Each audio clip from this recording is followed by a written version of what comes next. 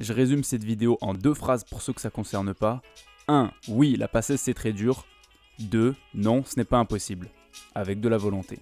Voilà, bonne soirée. J'ai une tache là. J'ai la flemme de changer de t-shirt. Bonjour à vous mes chers abonnés. Alors oui, je sais, les cheveux, ça fait toujours un petit peu bizarre. Mais je m'en fiche, ok? Je suis pas du genre à me vexer quand je vois un commentaire méchant, moi. Quand on a confiance en soi comme moi, on n'a pas peur de montrer ses cheveux. Bonjour à vous mes chers abonnés. Depuis que je suis rentré en PACES il y a 2 ans, je reçois régulièrement des messages de lycéens qui sont pas sûrs s'ils veulent y aller, qui savent pas s'ils ont le courage et qui ont beaucoup de questions. Donc aujourd'hui, pour aider ces gens, je vais raconter mon vécu en PACES et donner des conseils généraux pour réussir. Je vais pas trop détailler le cursus en lui-même. Si vous voulez vous renseigner à ce niveau, je vous renvoie au lien dans la description. Je vous encourage à regarder plein de vidéos à part celle-là pour avoir beaucoup de points de vue différents. Tout ce que je vais dire c'est seulement de mon point de vue, donc ne m'incendiez pas en commentaire genre oh tu dis de la merde, car chacun vit cette année différemment. J'ai organisé les thèmes que je vais aborder dans cette vidéo de cette façon. Si vous voulez aller à un moment particulier, c'est parti. Mais avant toute chose, cette vidéo est avant tout destinée aux lycéens. Et même si je suis d'accord pour dire que le lycée ça peut être dur et ça peut être stressant, c'est littéralement rien à côté du niveau de la PACES. Mais il ne faut surtout pas prendre peur. Cette vidéo n'est pas faite pour vous décourager. Au contraire, plus vous partez informé, plus vous avez de chances de réussir. Ne pensez pas, oh tout ce travail c'est impossible, j'y arriverai jamais. J'y suis arrivé moi. Et j'ai fait une vidéo qui parle de manger des culs. J'ai fait une vidéo qui parle de la sauce algérienne, bordel. Une des choses que j'ai le plus entendu en PACES c'est: avant d'y entrer, j'aurais jamais pensé que j'étais capable de faire tout ça. Fais-toi confiance, saute dans l'eau à pieds joints et t'apprendras à nager en cours de route. Crois-moi, cette année te renforce. C'est seulement quand on est dos au mur qu'on voit ce dont on est vraiment capable. Et cette année, elle te met bien dos au mur. Mais genre, bien, t'es...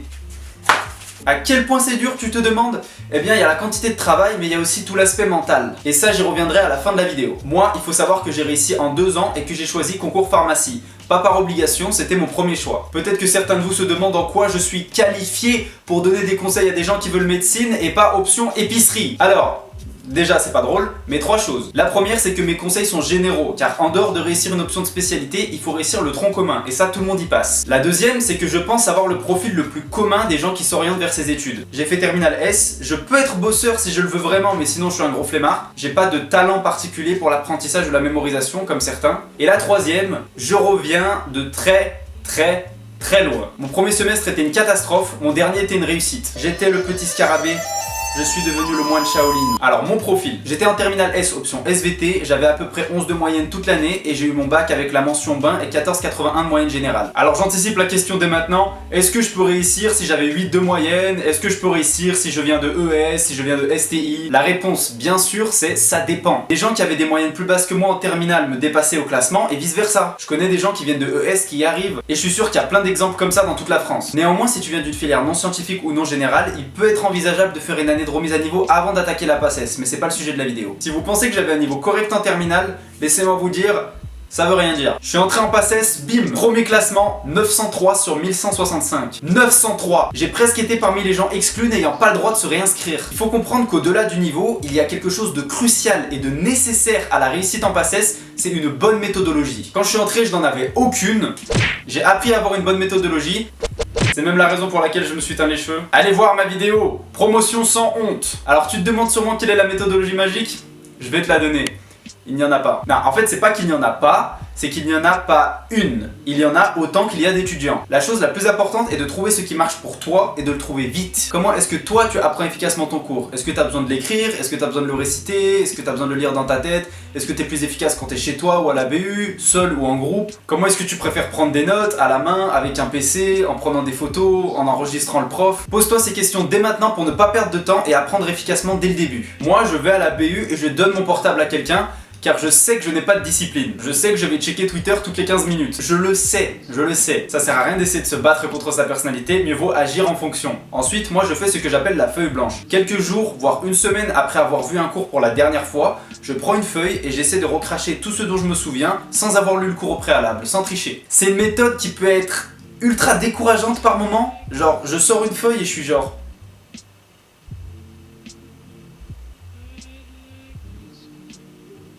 Elle fait mal la feuille blanche. Mais quand j'y arrivais, j'étais sûr que je connaissais bien mon cours. Il y a d'autres moyens bien sûr, genre présenter son cours comme si c'était un bulletin météo. J'ai une amie qui faisait des moyens mémotechniques extrêmement bizarres, très perchés. Genre parfois le mémo était plus long que l'information à apprendre, mais bon ça marche bien pour elle vu qu'elle a eu médecine. Tous les moyens sont bons pour bien connaître son cours. Et ça peut paraître évident, Mais quand je dis qu'il faut bien connaître son cours, il faut le connaître bien. Ah, attendez, on s'est mal compris. Quand je dis qu'il faut le connaître bien, il faut pas le connaître bien, il faut le connaître. Il ne faut surtout pas négliger les détails ou les exemples. Connaître son cours de façon générale, ce n'est pas suffisant. Retiens ça, il n'y a que la précision qui récompense. Les QCM sont souvent en 5 propositions. Tu dois cocher uniquement celles qui sont vraies, mais les phrases peuvent être ambiguës. Si tu te trompes une seule fois, tu n'as qu'une partie des points, ou même 0 si le QCM est en 10-0. Donc si tu connais pas ton cours très précisément, au final tu gagnes autant de points que quelqu'un qui remplit au hasard. C'est tout ou rien. Soit t'es proche de 100%, soit t'as pas le point. Crois-moi, quand tu comptes ta note, tu te rends compte que les points descendent très vite quand tu te trompes seulement sur quelques QCM. Et remplir au hasard, ça ne marche pratiquement jamais. La chance ne sourit qu'aux esprits bien préparés. Donc on ne s'arrête pas aux formules ou aux définitions générales, on apprend par cœur, même les petits détails de merde en fin de phrase. Mais ne prenez pas peur, une maîtrise d'un cours ne se fait pas en une fois. Il faut faire plusieurs passages, plusieurs tours sur le programme, encore et encore, autant que tu peux. J'ai imaginé une analogie. Imagine qu'un cours, c'est une bouteille vide. Quand tu révises, tu la remplis un peu. Mais elle est pleine de petits trous et elle se vide progressivement car tu oublies. Le but du jeu, c'est de garder le niveau assez élevé dans toutes les bouteilles jusqu'au jour du concours. J'aime bien les analogies. Plus vite, salope. Il faut voir les nouveaux cours qui arrivent, mais essayer de trouver le temps pour revenir sur les anciens. Et il y a de quoi péter un câble à ce niveau-là, mais bon, tout le monde est dans le même bateau. Ce qui peut aider pour l'apprentissage, c'est de tout le temps faire des emplois du temps. Même pour de très courtes périodes. Quand tu organises ton temps, tu te dis ok, aujourd'hui je fais ce cours-là, ce cours-là, ce cours-là. Se donner un objectif, ça permet d'être plus efficace. Ne soyez pas trop ambitieux avec vos emplois du temps, parce que plus tu mettras de trucs, moins tu seras efficace, parce que tu te dis dans tous les cas, j'y arriverai jamais. Donc essaie de mettre le plus de trucs dans la limite du raisonnable. Mais Riyad, il y a trop de cours. Oui. Il faut tout apprendre. Oui. Et le prof va vite. Oui. Est-ce que ce que dit le prof c'est important ou c'est juste les diapos qui sont importantes?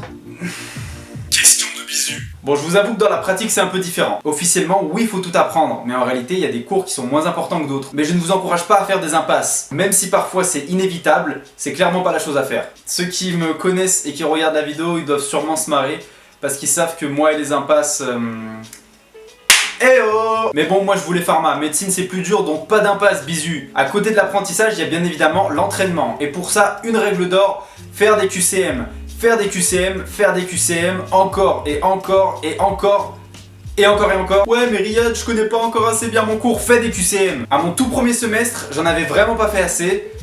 Ça s'est fait ressentir. Il faut savoir que assez souvent ce sont les mêmes choses qui retombent à l'examen. Parfois ça peut être un QCM complètement identique ou juste un petit peu changé. Mais même quand les QCM sont très différents dans la forme, ils le restent dans le fond et dans les idées générales. Donc c'est pas inutile de tellement s'entraîner sur un QCM qu'au final tu le connais par cœur. Bien sûr ça c'est pas utile quand il y a un tout nouveau prof ou que le prof décide de faire une feinte à toute la promotion et qui fait tomber des trucs bizarres. Mais bon, ça fait partie du jeu et c'est là que se fait la sélection. Participe au call organisé par le tutorat pour te situer dans ta promo et avoir un entraînement en conditions réelles. C'est très important. Bien sûr, une bonne méthode ça se résume pas seulement aux révisions mais aussi à ton mode de vie. C'est crucial que tu définisses bien tes besoins en sommeil pour attaquer une journée de révision. Certains doivent penser que oh la PACES on révise au max, donc on révise jusqu'à 3h du matin et on fait des nuits blanches. En réalité c'est une très mauvaise idée de pas faire attention à son sommeil quand t'es en PACES. Bon bien sûr va toujours y avoir cette exception à la règle, hein, ce gars ou cette fille qui dort 4 heures par nuit et qui est quand même plus efficace que toi le lendemain.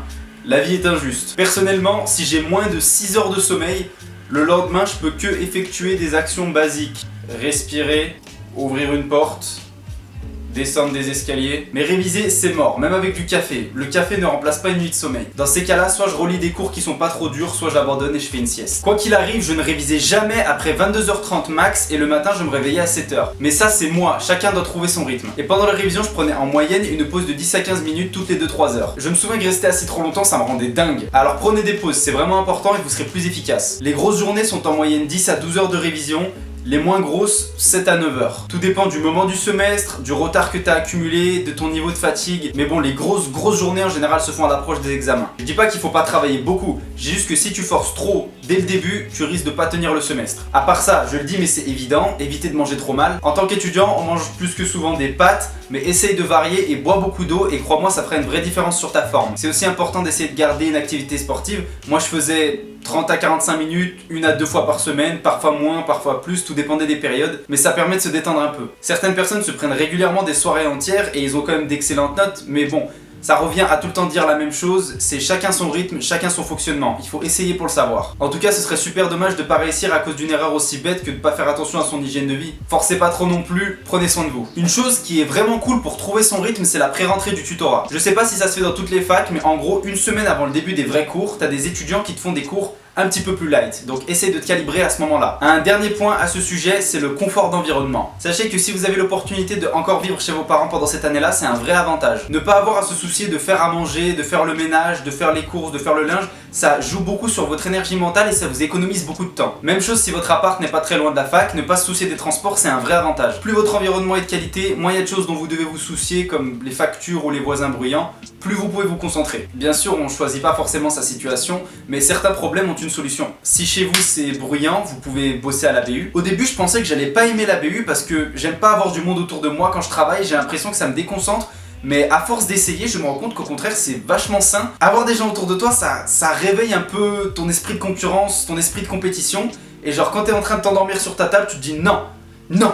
Alors ne partez pas avec un a priori, essayez la BU pour voir si vous allez aimer ou pas. Et si vous êtes assez loin de la fac, réviser dans les transports reste une option. Quoi qu'il en soit, n'attendez surtout pas la rentrée pour régler ces problèmes, anticipez au mieux pour ne pas être dérangé en début d'année. Ok, c'est l'heure de la foire à vos questions. Est-ce que tes cernes viennent de la PACES? Non, je les ai depuis que je suis un gamin. Bim, regardez-moi ça, bim. Y a-t-il de la physique et des maths? Oui. Personnellement, j'ai trouvé la physique assez dure, parce que ça a jamais vraiment été mon fort. Mais en me forçant vraiment et en bouffant encore et encore, j'ai décroché 11 sur 15 au concours. Les maths, il y en a, mais c'est plus facile qu'en terminale. Ce sont des probabilités et des statistiques. Faites juste attention sur un point, la calculatrice peut être autorisée ou interdite, ça dépend des facs. Dans la mienne, c'était interdit, donc une bonne chose à faire en début d'année, c'est de s'entraîner à refaire du calcul mental. Il a fallu que je réapprenne à faire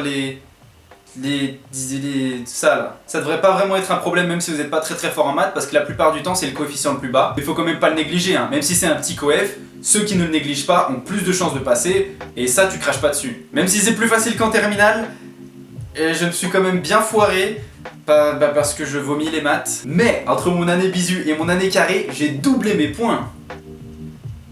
J'ai eu 2 sur 10 en bisu et 4 sur 10 en carré. Faut-il réviser pendant les grandes vacances? Ça dépend. Moi, je m'y suis mis vraiment à la toute fin des grandes vacances. Et j'ai commencé réellement seulement à la pré-rentrée. Ça dépend des facs après. Certaines te demandent de lire des livres. Franchement, ça peut pas faire de mal d'essayer de se procurer les cours et de les lire genre 2 heures par jour. Bon, je vous cache pas que j'en connais qui font des grosses journées dès le mois de juillet, d'autres qui ont commencé qu'en septembre et qui ont quand même réussi du premier coup. Donc c'est compliqué. C'est un avantage, donc c'est sûr qu'on crache pas dessus. Je recommande de le faire, mais pas trop non plus. Profite de tes vacances avant tout. Et pour te procurer les cours, tu peux essayer de voir sur Facebook la page de la promotion de ta fac de l'année dernière. En général, il y a beaucoup de publications en fin d'année de gens qui veulent se débarrasser de leur poli, donc tu peux essayer de leur racheter. Faut-il prendre une boîte à colle? Alors, ça c'est la question qui fâche. S'il y a des gens du tutorat qui regardent ma vidéo, ils vont sûrement dépouler dans ma chambre en mode j'apporte la justice. Non, c'est pas obligatoire. Égalité des chances. Notre service est gratuit et équivalent. Je plaisante, je veux pas vexer, mais il faut que je sois honnête. Non, je pense pas que ce soit équivalent. C'est pas inutile, loin de là, mais c'est pas équivalent. Le tutorat fait des choses très utiles comme des colles ou des fiches de cours. Il faut voir la vérité en face. Au jour d'aujourd'hui du moins, une boîte à colle ça aide plus que le tutorat et il n'y a pas de réelle égalité des chances pour ceux qui peuvent pas se le payer. Maintenant, pour répondre à la question, non, ce n'est pas obligatoire. Si tu n'as pas les moyens ou si tu n'as pas envie de dépenser des sommes astronomiques, tu peux réussir sans. Mais tu devras faire des efforts supplémentaires par rapport à ceux qui en ont. Notamment pour tenir tes cours à jour, trouver des gens qui peuvent te prêter des polis ou des QCM. Dans certaines facs, la majorité des cours sont en vidéo sur internet. Personnellement, je trouve que ça c'est bien, tu peux mettre pause, ça rend la prise de notes moins apocalyptique. Mais c'est pas le cas partout. À défaut d'avoir une boîte à colle, essaie de t'entourer d'un maximum de gens ou vois si un de tes potes ne peut pas te prêter des polis. De façon plus générale, c'est bien d'avoir ta petite team de potes avec qui tu prends tes pauses. Et si tu es bisu, c'est très bénéfique d'avoir avec toi des potes carrés. Parce qu'ils pourront te mettre dans leur rythme et te filer des conseils. Y a-t-il vraiment aucune vie sociale? C'est ce que les gens veulent toujours savoir ça. Eh bien, comment dire? Oui et non. La réponse pas satisfaisante. Ça dépend de qu'est-ce que tu considères comme avoir une vie sociale. Si pour toi avoir une vie sociale c'est faire des soirées toutes les semaines, alors oui, t'auras pas de vie sociale. Mais selon ton rythme, c'est possible de se prendre des soirées. Enfin bon après moi mon conseil c'est de prendre ces soirées pour se reposer. Mais réviser à la BU ou à la prépa, ça te permet de voir des gens. Tu discutes avec eux à la pause ou au resto U. C'est bien ça. Sous question, est-ce que c'est possible de tenir un couple avec la PACES? C'est sûr que c'est un petit peu plus compliqué, mais c'est très possible. Le maître mot est la patience. Si une des deux personnes du couple n'est pas en PACES, elle doit faire preuve de compréhension et te soutenir. Si cette personne te pique des crises parce que tu ne lui donnes pas assez de temps, eh ben... Enfin, moi personnellement, je dirais next, mais Bon, après, chaque relation est différente, donc je veux pas faire le conseiller conjugal. Mais ouais, blague à part, ouais, côté vie sociale, c'est pas ouf. Ce qui me mène au point que je gardais pour la fin. Est-ce que c'est vraiment dur? Cette question n'est pas pertinente, je trouve, parce que dur, c'est un peu un terme réducteur. Enfin, c'est plus complexe que ça. Ça se mesure pas simplement avec une échelle de difficulté, parce que ça affecte beaucoup d'aspects de ta vie. Toutes les vidéos de présentation que vous verrez vous mettent en garde à ce niveau. Moi, je pense qu'il faut plus que le mot dur pour essayer de faire comprendre comment c'est. Au-delà de l'aspect physique, il y a un gros aspect mental. Quand tu es dans cette année, tu y penses tout le temps. Je me réveille le matin, je dois aller réviser. Je prends une pause un peu trop longue, merde, je dois retourner réviser. Je me prends un peu de repos aujourd'hui parce que je sature. Je culpabilise parce que je devrais être en train de réviser. Je me souviens avoir dit une fois à une amie, j'aimerais pouvoir penser à autre chose. Car s'investir dans une autre activité, ça devient un luxe. Au final, physiquement, tu pourrais le faire. Tu te dis, allez, j'en ai marre, je me prends un week-end au ski. Mais même quand tu seras en train de dévaler les pistes, tu seras genre merde. À ce jour, il y a des chansons que j'écoute plus parce qu'elles me rappellent des périodes dures de la passesse. C'est vraiment particulier. Je vous le décris, mais en réalité, je pense qu'on peut vraiment le comprendre seulement en le vivant. L'anxiété est inévitable et c'est même possible de tomber en dépression. Alors mon pire moment quand j'étais en PACES, j'étais tombé malade, j'avais de la fièvre, j'étais mort, mais j'avais aussi 70 pages d'anatomie à connaître. Et je me souviens qu'à ce moment-là, j'étais vraiment désespéré. Je regardais le plafond. Ok, dit comme ça, c'est un peu hardcore, mais c'était quand même, je pense, une des pires journées de ma vie. Mais pourquoi je te dis ça? Toi qui regardes cette vidéo, si tu te sens découragé, laisse-moi te dire deux choses. Une, toutes ces choses difficiles dont je te parle, je les ai vécues. J'ai réussi, je suis revenu. Et deux, c'est en passant par là que tu auras le métier de tes rêves. Bien sûr que c'est pas simple, mais c'est pareil pour tout le monde. Tout le monde, je vous le dis, même ceux qui sont en tête du classement, ils doutent d'eux-mêmes et ils font des crises de nerfs. Tout le monde est dans le même bateau. Ceux qui réussissent, ce ne sont pas forcément les plus doués. Ce sont ceux qui n'abandonnent pas quand les moments deviennent difficiles. En fait, le vrai défi de la PACES, il réside dans la quantité de cours à apprendre, pas tellement dans leurs difficultés. Et même si tu comprends pas quelque chose, si tu l'apprends par cœur, tu peux avoir des points. Même si tu as des mauvais classements au début, te laisse pas abattre, c'est pas grave. Moi, des mauvais classements, j'en ai eu plein. Ne te laisse pas décourager quand t'es sur un cours et qu'il est interminable et que tu comprends rien et que t'as juste envie de t'enfuir, t'as envie de fuguer. Si t'arrives à tenir le coup à ce moment-là, la prochaine fois que tu verras ce cours, eh ben il te semblera plus facile à apprendre, puis la fois d'après encore un petit peu plus facile, ainsi de suite. Oui, tu vas te taper la tête contre les murs, oui, tu vas prendre du retard, c'est inévitable, et oui, il y a des cours où tu seras complètement du père. Mais oui, ça en vaudra entièrement la peine. Le fait que ce soit dur n'est pas une bonne raison pour ne pas se donner au max, car malgré la difficulté, c'est possible avec de la volonté. Reculer devant la difficulté n'est pas une option. Enfin, le meilleur conseil que je peux donner, c'est accepter. Accepte dès le départ que ça va être difficile.